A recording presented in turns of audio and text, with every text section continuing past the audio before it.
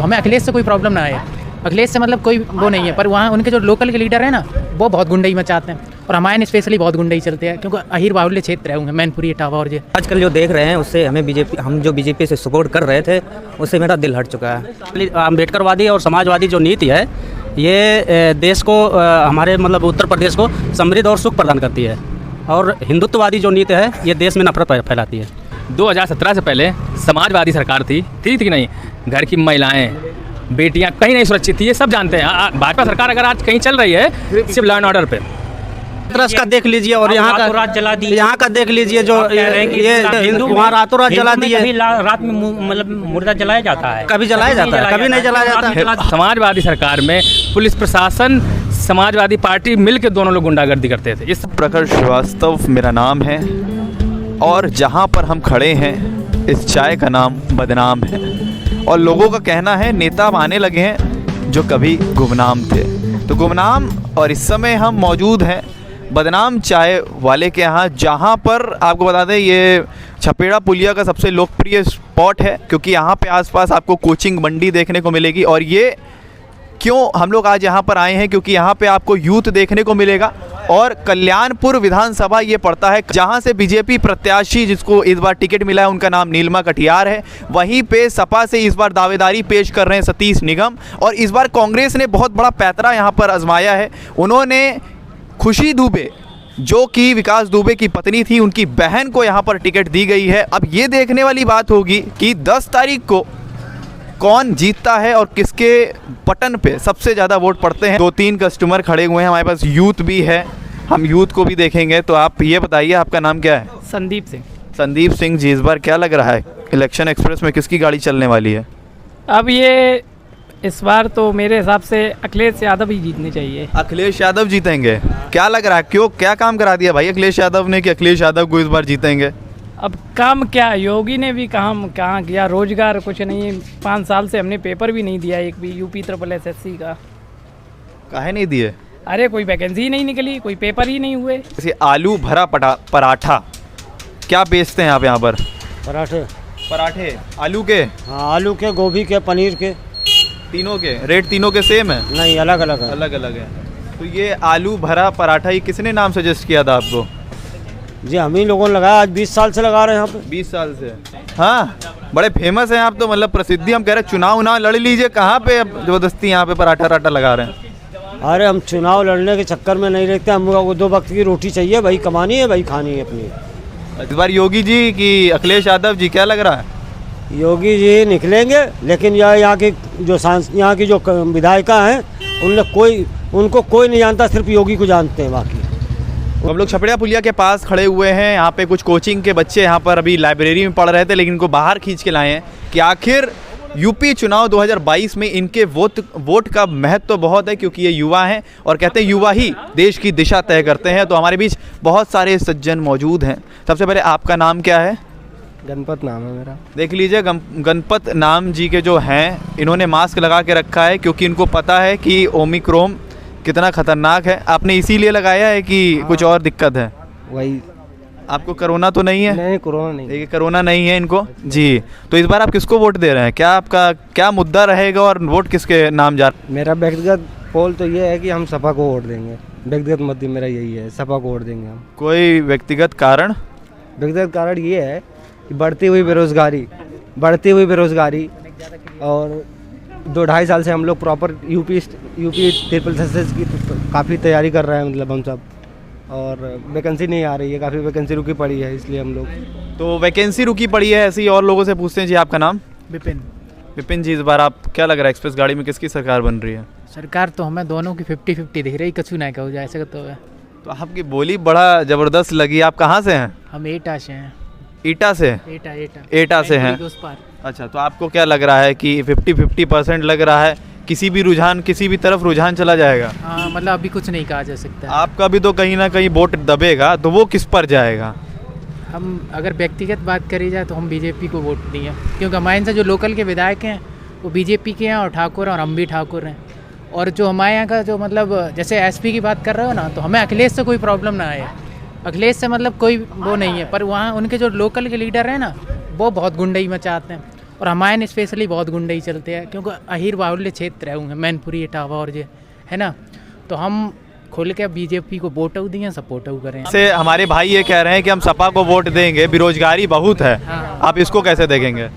तो मतलब बेरोजगारी किस बेस पे ये बोल रहे हैं कि बेरोजगारी बहुत है? मतलब अखिलेश गवर्नमेंट में बिल्कुल सबके पास एकदम रोजगार रहते, की भर्ती रुकी पड़ी है अखिलेश की गवर्नमेंट की, यूपीएसआई की, आज तक बैठे हैं वो लोग, तो वो तो अभी उसमें बच्चे हैं भाई साहब, उसमें भी बच्चे 850 बच्चे हैं, 2400 बच्चे गए हैं अंदर। और बताओ 2016 से अखिलेश यादव की सरकार में भर्ती रुकी हुई है, और एक नहीं बोलना चाहेंगे? चलिए और लोगों से पूछते हैं। चलिए, आपका नाम क्या है? पंडित जी। पंडित जी, आप लोग प्यार से इनको पंडित जी बुलाते हैं, हैं? बताइए इस बार आपको क्या लग रहा है, किसकी सरकार बनती हुई आपको दिख रही है? कोई मतलब ही नहीं, कोई हम मतलब अपना नहीं। सिर्फ पैतृक देखते हैं, हमारा जो पैतृक वहाँ का रहने वाला इंसान कौन है, क्या है, इससे कौन है हमारे वहाँ काम है। जी, आपको क्या वहाँ के प्रत्याशी इस बार कौन चुने गए हैं? हमारा कोई पर्सनल प्रत्याशी कोई है ही नहीं, तो आप वोट नहीं डालेंगे? बिल्कुल नहीं डालेंगे। कोई मतलब जो हमारा कोई पर्सनल प्रत्याशी नहीं, हमें किसी पार्टी से कोई मतलब ही नहीं। तो एक नोटा बटन होता है, आप नोटा भी वोट ही नहीं डालने जाएंगे, आपको पता है नोटा की ताकत क्या होती है? उससे कोई मतलब ही नहीं, हमें इंटरेस्ट ही नहीं। जब हमें वोट ही नहीं डालना तो मतलब ही क्या नोटा से। चलिए, यहाँ पे इनकी व्यक्तिगत जो रुचि है वोट नहीं डालने की है, तो हमारे पीछे एक और सज्जन मौजूद हैं। चलिए, आपका नाम क्या है? जी कुलदीप कुमार। कुलदीप कुमार जी, आपको क्या लग रहा है कि इस बार किसकी एक्सप्रेस गाड़ी में गाड़ी चलती हुई दिख रही है? देखिए, इस पे हम कुछ खास तो कह नहीं सकते हैं, बीजेपी की हम भी बहुत सपोर्टर रहे हैं। आजकल जो देख रहे हैं उससे हमें हम जो बीजेपी से सपोर्ट कर रहे थे उससे मेरा दिल हट चुका है। दिल इसलिए हट चुका है, जहाँ तक मैंने देखा है बेरोजगारी के मामले में 2014 से आप देख रहे होंगे, जहाँ एसएससी में वैकेंसी लगभग 17-18 हज़ार आती थी, 21 हज़ार आती थी, 14 से घटकर अब वही 5-6 हज़ार वैकेंसी रह गई है। बेरोजगारी लोगों का वोट काट रही है। जैसे हमारे जो जनाब हैं, ये 2014 में बीजेपी को वोट दिए थे, अब 2022 में जब चुनाव आ रहा है तो कह रहे हैं हम बीजेपी को वोट नहीं देंगे। आपको नहीं लग रहा बेरोजगारी बहुत बड़ा मुद्दा बनते चला जा रहा है? बेरोजगारी बहुत बड़ा मुद्दा है और हम खुद उससे जूझ रहे हैं। ऐसा नहीं है कि हम मतलब रोजगार पा गए हैं, तो उनकी ऐसी कुछ पॉलिसीज़ हैं जिन पर उनको काम करना चाहिए, देखना चाहिए। अभी एक और जनाब खड़े हुए हैं, आपका नाम क्या है? मेरा RS भार्गव, प्राम अम्बेडकर नगर, उत्तर प्रदेश। क्या बात, अम्बेडकर नगर से हैं, तो इस बार लग रहा है कि अम्बेडकर वादी नीतियाँ जीतेंगी? हाँ बिल्कुल जीतेंगी, काहे नहीं जीतेंगी। कौन सी? अम्बेडकरवादी और समाजवादी जो नीति है ये देश को हमारे मतलब उत्तर प्रदेश को समृद्ध और सुख प्रदान करती है, और हिंदुत्ववादी जो नीति है ये देश में नफरत फैलाती है। रहना इसी प्रश्न पे हमारे बीच सज्जन मौजूद हैं, जो बोली इनकी थी, मतलब जी मैंने बोला अम्बेडकरवादी और समाजवादी मिलके सरकार बनाएंगे और हिंदुत्ववादी नफरत फैलाते हैं। 2017 से पहले समाजवादी सरकार थी कि नहीं, घर की महिलाएं बेटियां कहीं नहीं सुरक्षित थी, ये सब जानते हैं। भाजपा सरकार अगर आज कहीं चल रही है सिर्फ लॉ एंड ऑर्डर पे, कानून व्यवस्था पे चल रही है। आप क्या बात कर रहे हैं? कह रहे कुछ नहीं भैया, कैराना वो वाला मामला देख लीजिए, यहाँ का जो ये मैटर हुआ था, कैराना में तो पलायन कर रहे थे। नहीं, ये हाथरस का देख लीजिए, और यहाँ का वहाँ रातों रात जला दिए। रात में मतलब मुर्दा जलाया जाता है, कभी जलाया जाता है, कभी नहीं जलाया जाता है। हाथरस एक बड़ा कांड था, हाथरस में रातों रात जला दिया गया। उसकी सभी ने निंदा की, सभी ने, लेकिन उसमें जो हुआ पुलिस प्रशासन ने पूरा काम किया। समाजवादी सरकार में पुलिस प्रशासन समाजवादी पार्टी मिलकर दोनों लोग गुंडागर्दी करते थे। इस योगी ने हाथरस कांड पर पूरे प्रशासन को भी घेरा था, उन्होंने उस पर तुरंत कार्रवाई भी की थी। इसके पहले नहीं पता चल रहा था? नहीं, तो इस पे आप क्या कहना चाहते हैं? तुरंत उन्होंने बता तो नहीं, इसके पहले नहीं पता चल रहा था, इसके पहले नहीं पता था। प्रशासन जो है कोई भी काम करने से पहले जो है उनके आला अधिकारिक वगैरह उससे जो है निचली सतह पे तुरंत उसको जला दिया जाएगा।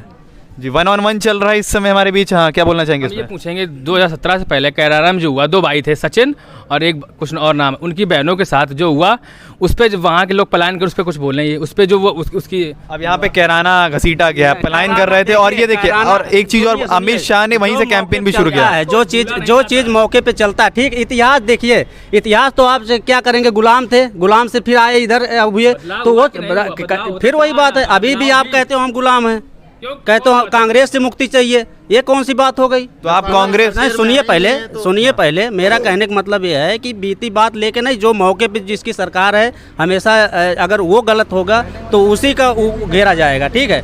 उसके जो बीत गया वो तो गया ना। कहते जो बीत गया वो रीत गया। इधर सुनिए, जम्मू कश्मीर में हम ठाकुर हैं, हमारे भाई पंडितों का वहाँ से पलायन हुआ, वो बीत गए, भूल जाए, कैसे भूल जाएं भाई। अरे हम सिर्फ एक ही बात कहना चाह रहे हैं कि बीजेपी की अगर कहीं पर सीटें कम होती हैं, कहीं पर से कमजोर पड़ती है, वो सिर्फ बेरोजगारी, कुछ मिला के उसकी नीतियाँ ठीक है।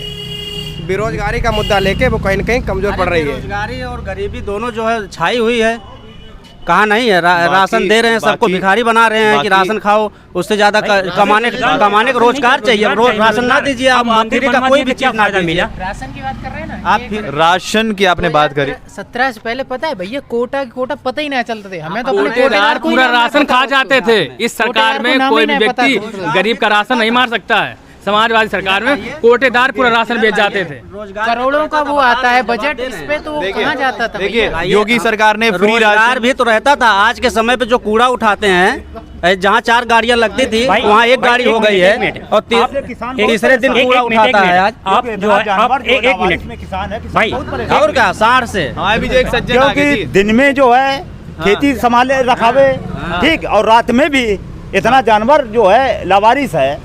इनकी सरकार में बस यही, बाकी हमें कोई योगी जी ने बहुत सारे गौशाला बनवा दिए हैं, लेकिन इंसान क्या समझता क्या है? देते हैं खाने के? कुछ नहीं देते, जानवर जो है मार डालते हैं वहाँ। इतनी जगह बहुत सही है, हमारे लेकिन सज्जन इसका जवाब दे रहे हैं, इनकी भी बात ये सुनी गायों जाए। को छोड़ने सरकार आती है, योगी जी छोड़ने आते हैं, ये कहाँ से छोड़ी जाती हैं। और दूसरी चीज, गायें अभी तक कट रही थी जब मतलब तब ठीक था, वो ठीक भैया ने था। कहा 20 रुपए में गाय को खाना नहीं खिला रही। ये सरकार 20 रुपए भी दिए जा रहे, उस सरकार में लोग गाय को खा जाते थे, जो हमारी आने वाले समय में राष्ट्रीय पशु घोषित होगा, बिल्कुल सही, उसको लोग खा जाते थे। बिल्कुल सही। तो कहना चाह रहे हैं हमारे लोगों के लिए, जितने भी हम छात्र हैं, हम लोगों के लिए इम्पोर्टेंट ये है कि कोई भी सरकार रहे, हमें सरकार से मैटर नहीं करता है।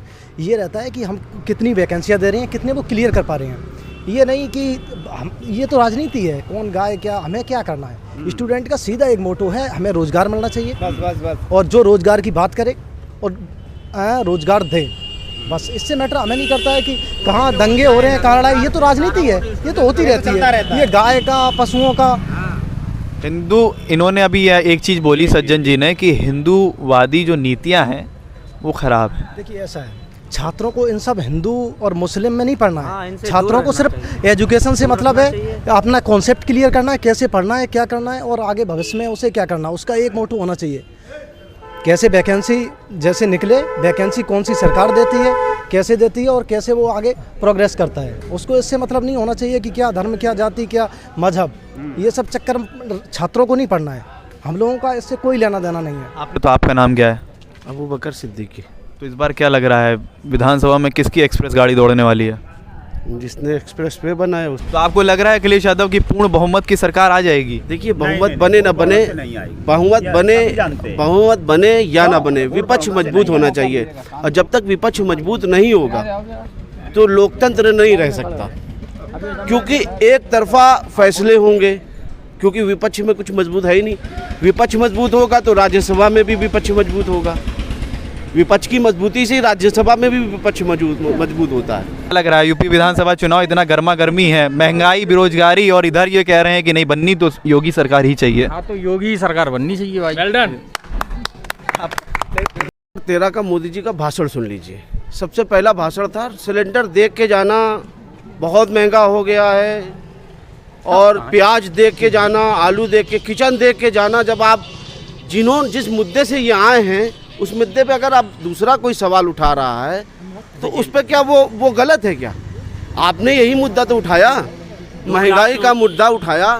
क्या इनका कहना है, ये महंगाई के चक्कर में मोदी का वो कैंपेन था जिसके बाद मोदी जीते हैं, और उसके बाद ये चीज हो रही है। बताइए। नहीं तो पहले ये भी भैया यही काम है। अब अखिलेश यादव सिलेंडर लेके बैठे, क्यों नहीं बैठते? क्यों नहीं बैठे? देखो फ्री में सिलेंडर बंटवा दिया, फ्री में कूलर मिल रहा, फ्री में खाना मिल रहा। आप क्या चाहिए ये बताओ? 4 साल अखिलेश यादव आप बताओ, आप कोई पूछे है महंगाई का है, किसे नहीं मिला? पूरे गांव में सिलेंडर बटे हैं, गैस बटी है, घरेलू वो बटे हैं ना। हाँ। आज उसका दाम क्या है? कांग्रेस के समय में कितना था? कांग्रेस समय में कितना? वही मोदी चिल्लाते थे, मोदी चिल्लाते थे।